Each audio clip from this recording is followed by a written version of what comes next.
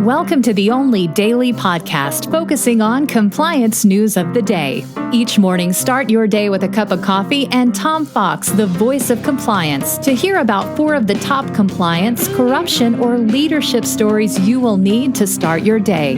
The Daily Compliance News is a production of the Compliance Podcast Network.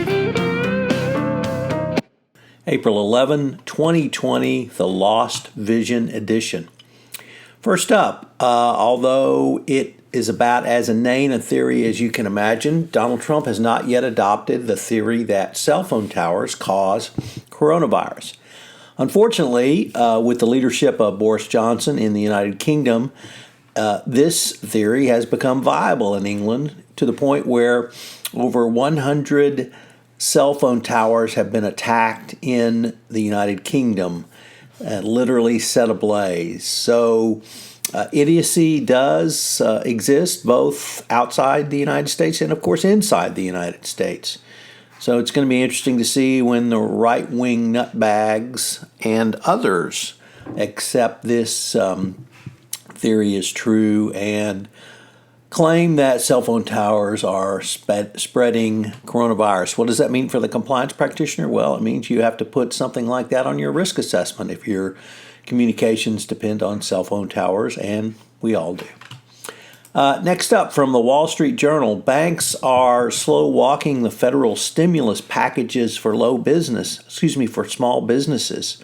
Although these loans are, of course, backed by the federal government, banks have been slow to disperse these loans to small businesses. The Small Business Administration said lenders can rely on borrower's self-certification of accuracy of the data.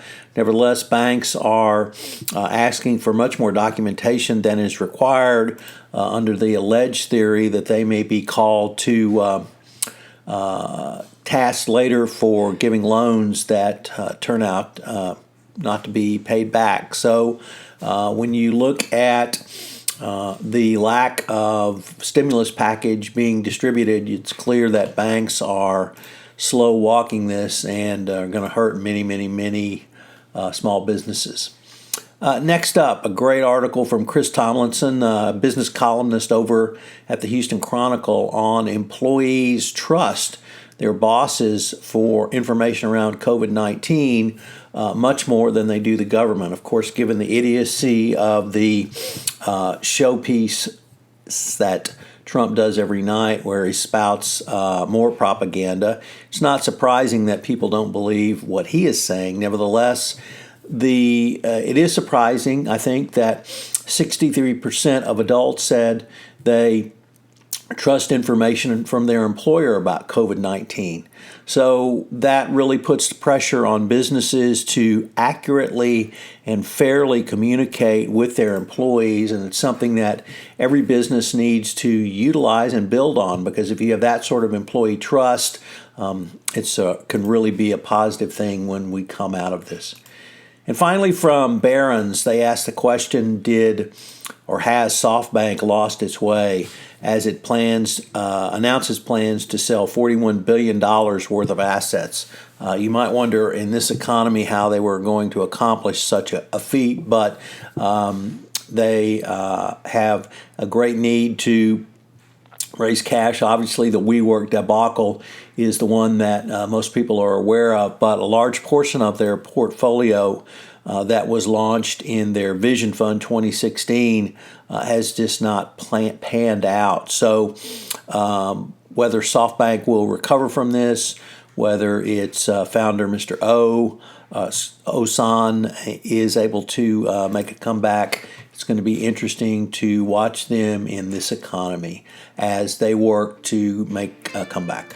Be safe on this Easter weekend. I'm pleased to announce a new podcast series which premieres on the Compliance Podcast Network this week. It is called The Compliance Life, where I engage in an extended conversation with chief compliance officers about their road to the CCO chair and what life has been like for them in that seat. It's something that I know you will enjoy, so please check it out. It premieres next week on the Compliance Podcast Network. Thanks for listening.